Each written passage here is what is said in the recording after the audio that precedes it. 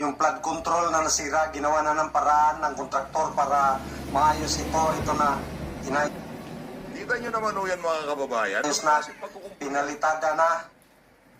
Siguro yung pag-reinforce nila dito, pinapatibay nila yung ugat ng mga halaman. Nakakatawa. Wala akong nangyayari dito. Pagka umulan lang ng konti, sigurado ho tayo, 100%, wasak ulit yung ano na yan, Yung mga nasira pakinggan natin itong si Sir. para malinis. Pati yung budget malinis. Bilyon yung budget dito. Pero ngayon, ayan na. Siguro abot na yan ng 5 bahaan. Naku, viral ho ngayon sa mundo ng social media itong video na to, na kung saan yung mga kontraktor ng mga falsifikadong flood control, hindi ho magkanda o gaga sa kakakumpuli sa mga nasirang flood control. Kasi ang problema ho dito mga kababayan, yung paraan ng kanilang pagkukumpuni, meron ho tayong problema.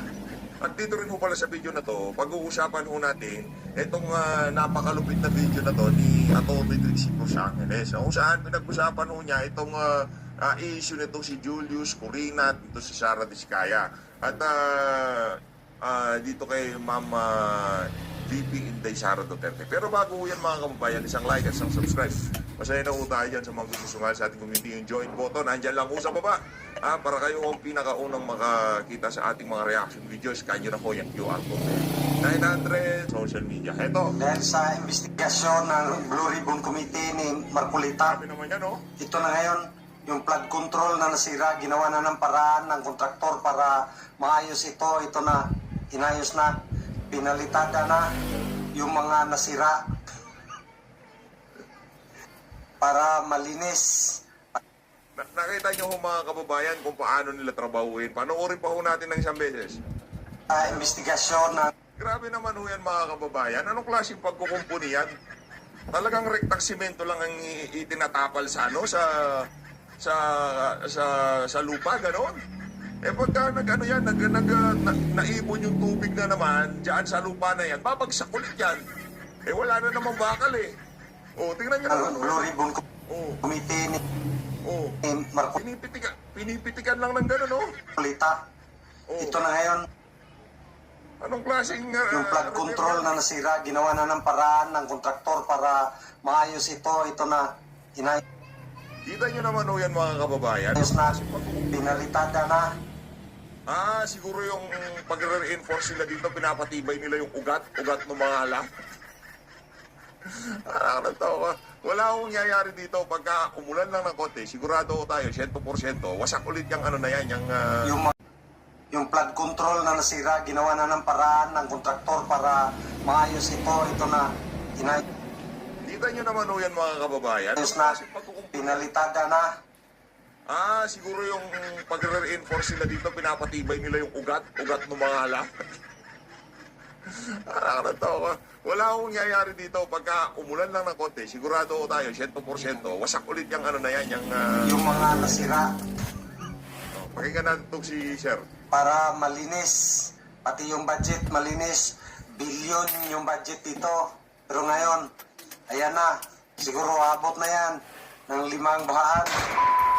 Naku, viral ho ngayon sa mundo ng social media itong video na to, na kung saan yung mga kontraktor ng mga falsifikadong flood control, hindi ho magkanda o gaga sa kakakumpuli sa mga nasirang flood control. Kasi ang problema ho dito mga kababayan, yung paraan ng kanilang pagkukumpuni, meron ho tayong problema.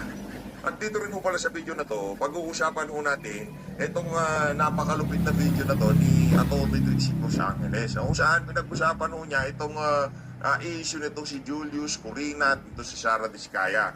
At dito kay Ma'am VP Inday Sara Duterte. Pero bago yan mga kababayan, isang like at isang subscribe.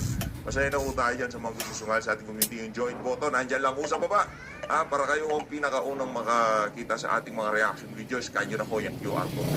900 social media. Ito. Dahil sa investigasyon ng Blue Ribbon Committee ni Marcolita, Sabi naman yan, no? ito na ngayon, yung flood control na nasira, ginawa na ng paraan ng kontraktor para maayos ito. Ito na, inayos na, pinalitada na yung mga nasira para malinis. Nakita niyo ho mga kababayan kung paano nila trabahuin. Panoorin pa ho natin ng isang beses. Investigasyon ng Grabe naman ho yan mga kababayan. Anong klaseng pagkukumpuni yan? Talagang rektang simento lang ang itinatapal sa ano sa lupa, gano'n. Eh pagka nag-ano yan, naipon yung tubig na naman diyan sa lupa na yan, babagsak ulit yan. Eh wala na namang bakal eh. Oh, tingnan niyo naman. Blue Ribbon Oh, Committee ni oh.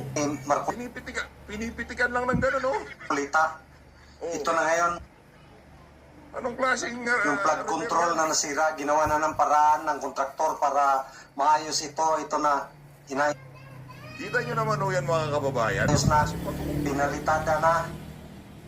Siguro yung pag-reinforce nila dito, pinapatibay nila yung ugat ng mga alam. Nakakatawa.